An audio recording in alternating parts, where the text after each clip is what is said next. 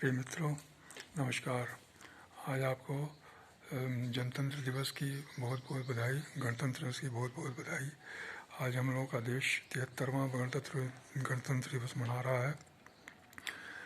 इसकी हमें आज बहुत खुशी है। इसे अमृत महोत्सव भी कहा जा रहा है।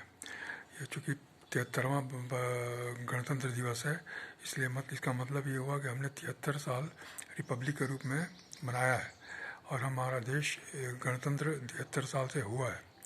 लेकिन आप ये देखिए कि इसमें हमें आत्मावलोकन करने की ज़रूरत है। हम जो नागरिक हैं, हम लोग देश के, उन्हें अपने आत्मावलोकन करने की ज़रूरत है कि 73 साल में हम कहाँ पहुँचे हैं, कहाँ से हमने शुरू किया था, कैसे शुरू किया था 1950 में, और आज हम कहाँ पहुँचे हैं।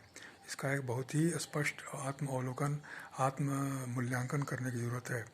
हम अपने देश में बहुत सारी विकास की चीज़ें देखते हैं, इंफ्रास्ट्रक्चर, फैक्ट्री, इंडस्ट्रीज़ और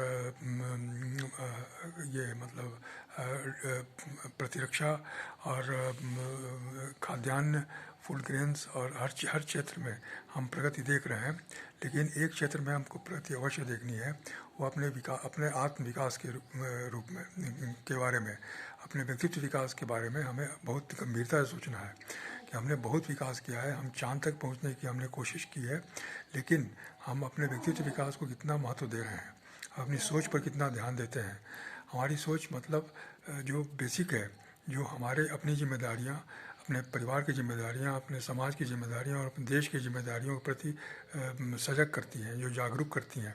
हम कितने ईमानदार हैं, हम कितने सिंसियर हैं अपने कामों के प्रति, अपने टास्क के प्रति, अपने जिम्मेदारियों के प्रति, यह हमको देखना है। आज हमें यह बहुत ही आवश्यक है। इसकी हमको इसके बारे में सोचना बहुत आवश्यक है, क्योंकि इसके कमी से, व्यक्तित्व विकास की कमी से आज बहुत सारी चीज़ें जो है वो, उसका लाभ हमें नहीं मिल रहा है। बहुत सारे विकास का लाभ हमें नहीं मिल रहा है और देश का भी नाम नीचे नीचे जा रहा है। इसलिए हमें यह बहुत ही आवश्यक है यह जानना कि हमारे अंदर कमी क्या है और उसको कैसे हम पूरा करें। एक पुस्तक में हमने पढ़ा था, जो बर्क हेजेस की किताब है, उसका नाम है यू इंक। उसमें एक सेंटेंस लिखा था उसने, बहुत ही मार्के की चीज़ लिखी थी। मुझे तो पहले विश्वास नहीं हुआ, लेकिन मैं जब बार बार पढ़ा, उस पर विचार किया, तो मुझे लगा कि ये बहुत अच्छी चीज़ लिखा है, बहुत आवश्यक चीज़ लिखा है जो हम मिस करते हैं। उसमें लिखा था कि जिस समाज का एक पढ़ा लिखा व्यक्ति रोज़ अगर 10 पेज अच्छी पुस्तक, एक सेल्फ हेल्प बुक, एक व्यक्तित्व विकास की किताब नहीं पढ़ता है, तो वो समाज नष्ट हो जाता है, वो देश नष्ट हो जाता है, वो देश और समाज कभी विकसित नहीं होता। छोटी सी बात है कि हम बहुत सारी पुस्तकें पढ़ते हैं या पुस्तकें नहीं पढ़ते हैं।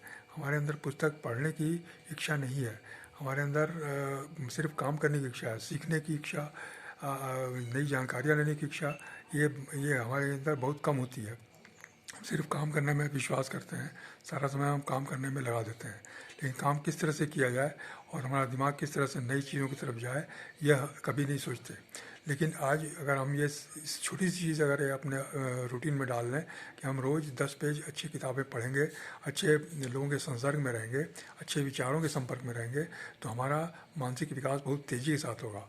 और जब मानसिक विकास तेज़ी के साथ होगा, तो सारे विकास तेज़ी के साथ होंगे, और जो विकास हो रहे हैं उसका भी लाभ हमको सही ढंग से मिल सकेगा।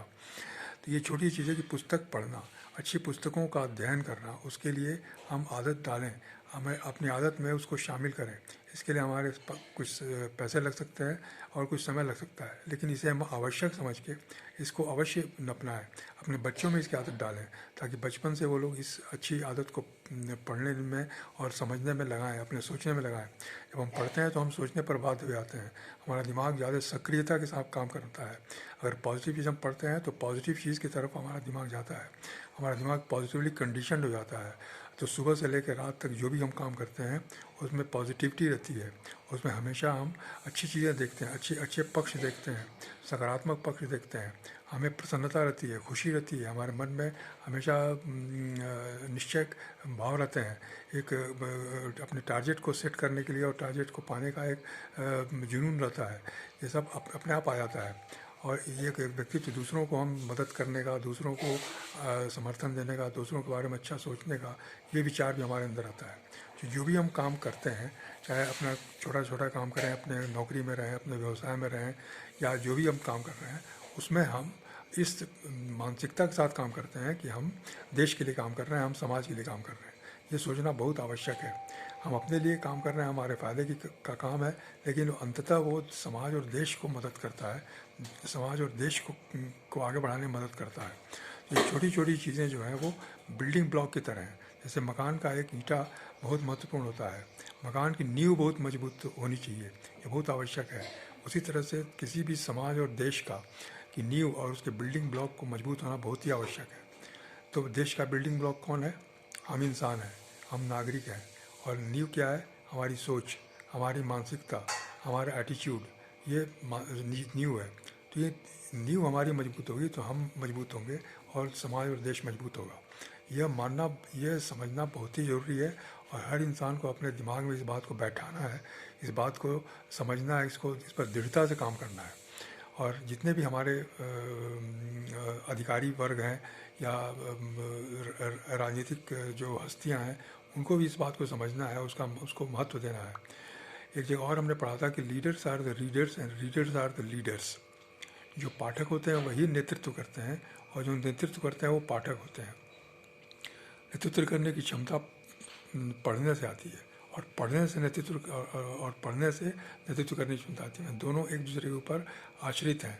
अगर हम जितना पढ़ेंगे उतना हम नेतृत्व कर सकते हैं और हमें जितनी बड़ी जिम्मेदारियां हैं उसके लिए हमको पढ़ना उतना आवश्यक है। इसलिए ये बहुत ही आवश्यक है कि हम अपने दिमाग को तेज़ बनाने में, हम अपने दिमाग को सक्रिय बनाने में सकारात्मक रूप से और अपने दिमाग को हमेशा चार्ज रखने में आप पुस्तकों का बहुत ही ज़्यादा उपयोग करें। हर समय जब भी हमें खाली समय मिले तब हम पुस्तकें पढ़ें, चाहे हम जहाँ भी रहें, हम कहीं जा रहे हैं, कहीं यात्रा कर रहे हैं, तो उस समय भी हम उस समय का उपयोग हम पुस्तक पढ़ने में लगा सकते हैं। किसी का वेट कर रहे हैं हम घर में, वो भी समय हमारा पुस्तक पढ़ने में लग सकता है। अक्सर हमारी शिकायत रहती है कि हमारे पास समय नहीं है कि हम पुस्तक पढ़ें। सुबह से लेकर रात तक हमारे समय बंधे हुए हैं हर कार्य के लिए, लेकिन फिर भी अगर हम चाहते हैं कि हमको पढ़ना है तो पढ़ने का समय निकल सकता है। इसके लिए एक जगह टाइम मैनेजमेंट की पुस्तक में हमने पढ़ा था कि अगर रियली हमारे पास समय नहीं है, हम बहुत व्यस्त हैं, हम आधे घंटे नहीं निकाल सकते अपने पढ़ाई पुस्तक के लिए, तो हमें या तो रात को आधे घंटे लेट सोना चाहिए या सुबह आधे घंटे पहले उठ जाना चाहिए। तो ये जो आधा घंटा एक्स्ट्रा मिलेगा और ये पढ़ने में हम लगाएंगे तो इसका बहुत ही ज़्यादा कंपाउंडिंग इफेक्ट पड़ेगा। जैसे 15 अगर आधा घंटा हम रोज़ अगर निकालते हैं तो आधा घंटा मतलब महीने में 15 घंटा हो गया, और 15 घंटा का मतलब हो गया कि साल में कितना हो गया? 15 इंटू 12, 180 घंटे हो गए। 180 घंटे हमको मिल रहे हैं जो हम पढ़ने में लगा सकते हैं। तो अगर एक साल अगर हम जस्ट एक ट्रायल पीरियड पर इसको हम 180 घंटे पढ़ने में लगाते हैं, उसके बाद हमारे दिमाग में क्या बदलाव आता है, हमारी सोच में क्या बदलाव आता है, हमारे कार्य प्रणाली में क्या बदलाव आता है, ये हम देख सकते हैं, इसको हम परिलक्षित कर सकते हैं। और इसी दौरान हम आसपास के लोगों को कितना प्रभावित करेंगे, कितना हम मैग्नेटाइज करेंगे, ये एक अलग बात होगी। यानी इसका डुप्लीकेशन भी होगा, ये लोग भी हमको फॉलो करेंगे और लोग भी यही काम करने लगेंगे। 180 घंटे में हो सकता है कि हमारे साथ 10 ऐसे आदमी पैदा हो जाएं जो वो भी आधे घंटे पढ़ने में लगाएंगे। तो ये मतलब आगे बढ़ने वाली चीज़, आगे बढ़ने वाली चीज़ है। तो सिंपल सा एक्सरसाइज है। जैसे हम भोजन करने में हम समय देते हैं, घर की साफ़ सफाई करने में हम समय देते हैं, कपड़े साफ सफाई करने में हम समय देते हैं, वैसे ही दिमाग की साफ़ सफाई करने में हमको समय देना है। और जब तक हम दिमाग की साफ़ सफाई नहीं करेंगे तब तक दिमाग हमारी गंदगियों से भरता जाएगा और एक समय के बाद हम कुछ भी जो भी करेंगे वो सही काम नहीं होगा, जो भी हम बोलेंगे वो सही बात नहीं होगी, जो भी हमारा प्रभाव होगा वो गलत प्रभाव होगा। और यही आज हो रहा है पूरे समाज में। 73 सालों में हमारी स्थिति ठीक नहीं है, अच्छी नहीं है, हम नीचे की तरफ जा रहे हैं। सारी आर्थिक चीज़ें, सारी भौतिक चीज़ें बढ़ती जा रही हैं, लेकिन हमारी सोच के कारण उसका हम दुरुपयोग करते जा रहे हैं। आज टेक्नोलॉजी का भी बहुत दुरुपयोग हो रहा है। आज जितने भी सोशल मीडियाज़ हैं उस पर हम क्या पोस्ट देखते हैं, किस तरह की पोस्ट देखते हैं, आज अखबार में हम किस तरह के समाचार देखते हैं, टीवी में किस तरह के समाचार देखते हैं, ये देख करके हमारे दिमाग पर क्या असर पड़ता है, हमारा क्या आकलन होता है अपने बारे में और देश के बारे में। अच्छा आकलन नहीं होता है। अगर आप समझ के देखिए तो ये अच्छी बात नहीं हो रही है। ये हमारे लिए कोई बहुत उत्साह वाली बात नहीं हो रही है, लेकिन अगर हम थोड़ा सा इसको अपने इसमें छोटी सी बदलाव करें तो ये बदलाव बहुत बड़ा एक संतोष और बहुत बड़े उत्साह का कारण बन सकती है। ये बहुत बड़ा एक पॉजिटिव चेंज आ जाएगा एक साल के अंदर, और उसके उसके बाद हमारा जो भी कार्य होगा वो बहुत प्रभावित करेगा।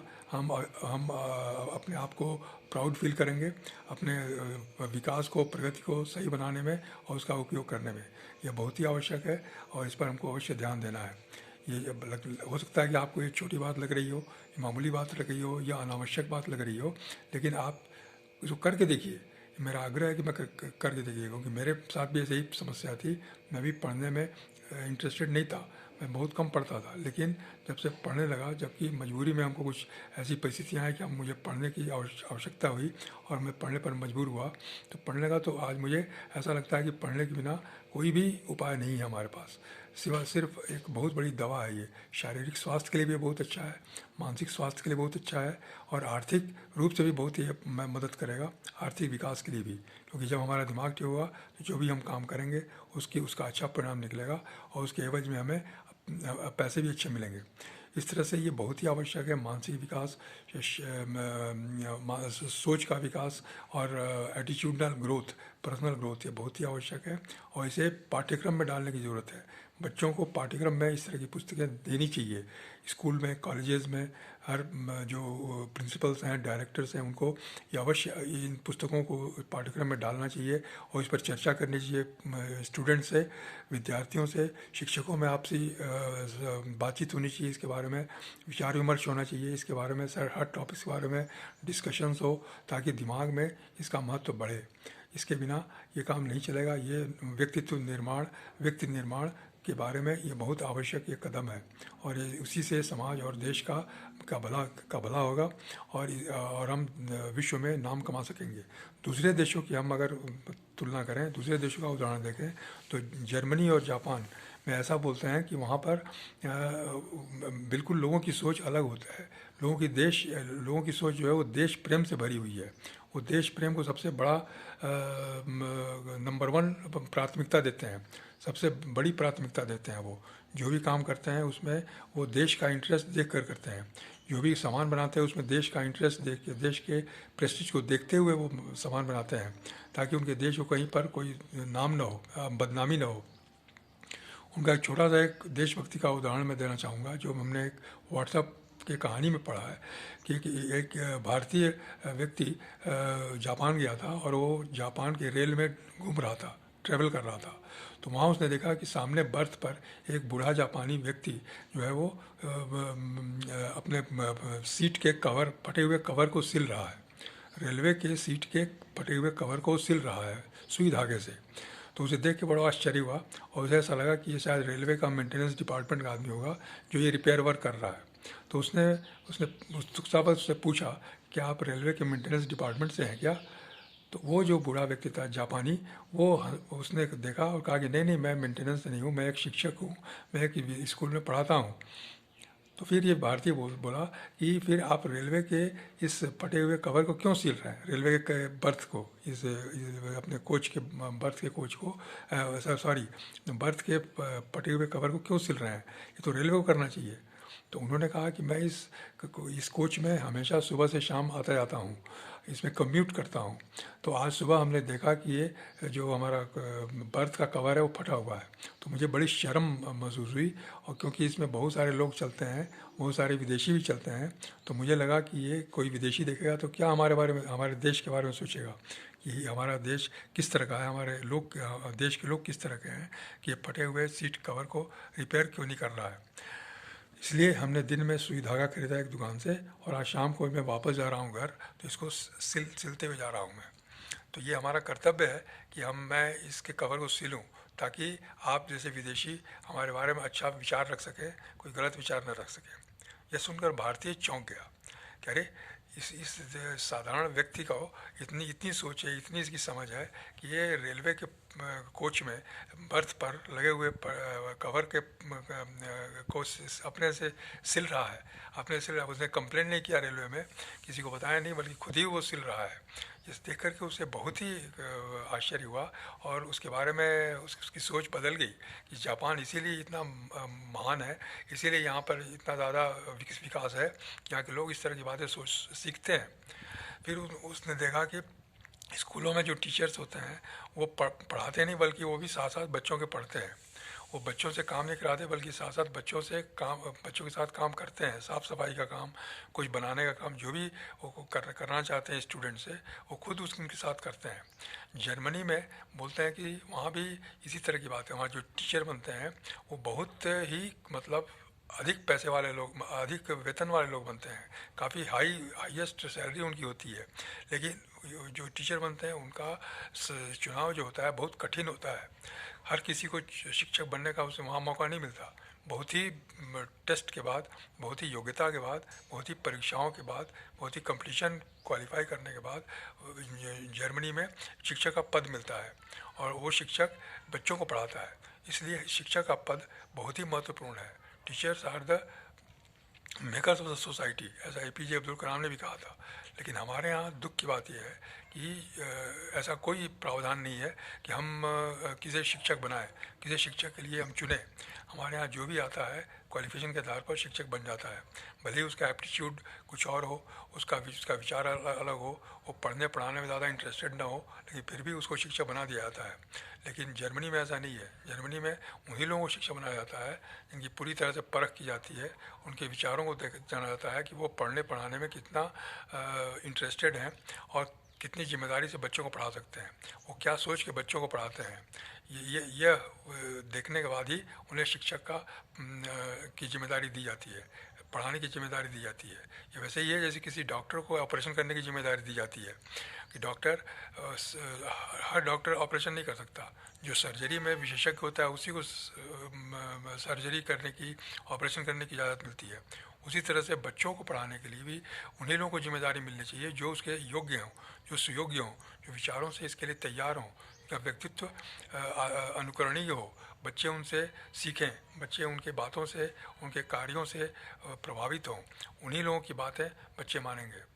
पहले जो हमारे यहाँ गुरुकुल हुआ करता था, उसमें गुरु लोग जो संत लोग होते थे वो इस ऐसे व्यक्तित्व वाले होते थे जो कुटिया में रहते थे, जो साधारण आश्रम में रहते थे, लेकिन वो बड़े बड़े लोगों के बच्चों को पढ़ाते थे और बड़े बच्चे उनके बड़े लोगों के बच्चे उनके आश्रम में जाकर रहते थे पूरे समय और उनसे शिक्षा ग्रहण करते थे। हर तरह की शिक्षा, व्यक्तित्व विकास की शिक्षा, व्यवहारिक शिक्षा, काम करके सीखने की शिक्षा, पूर्ण रूप से वो स्वावलंबी बन के वहाँ से निकलते थे। तो ये आज की डेट में हमारे देश में भी इसकी बहुत बड़ी आवश्यकता है। आज हम गणतंत्र दिवस के मौके पर ये इस बात को ज़रूर विचार करें और इसको अपनाने की कोशिश करें।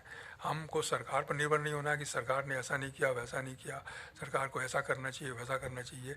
इसकी हम विवेचना न करें, बल्कि हम स्वयं अपने आप को तैयार करें, अपने आप को विकसित करने में लगे रहें और उसके बाद रोज़ 1 घंटे 2 घंटे हम इस काम में लगाएं और फिर लोगों को भी प्रेरित करें ताकि वे भी इस काम में लगें। ये बहुत ही आवश्यक है। ये देशभक्ति के लिए, समाज के लिए ये बहुत ही आवश्यक चीज़ है। धन्यवाद। मैं और आगे आपसे और बात करूँ।